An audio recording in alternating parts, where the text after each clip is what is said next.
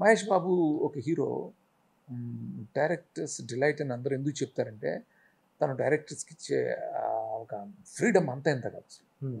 Once డైరెక్టర్‌ని నమ్మితే for instance అతని దగ్గర ఫుల్‌గా కథ లేదని తెలిసినా కూడా అతన్ని ఎప్పుడు కూడా ఇన్‌సెక్యూరిటీకి గురి చేయడు. అంటే లేదు ఇతని దగ్గర పూర్తిగా కథ. అంటే దూకుడు మాకు ఫుల్ ఫ్లెడ్జ్‌గా లాకే లేదు. మొత్తం లేదు మా దగ్గర.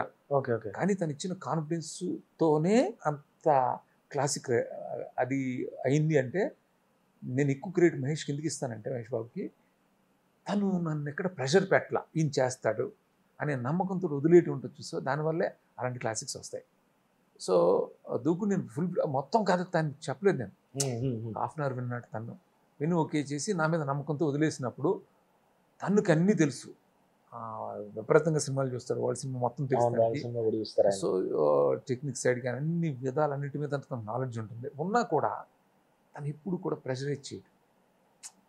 సో, డైరెక్ట్‌గా ఫ్రీడమ్ ఇచ్చినప్పుడు అది మనకి ఎక్కువ రెస్పాన్సిబిలిటీ అయిపోతుంది. అప్పుడు అలా మనం ఇంకా మన ఎఫర్ట్స్ ఇంకెక్కువ పెడతాం. ఒక దూకుడు లాంటి సినిమా వస్తుంది.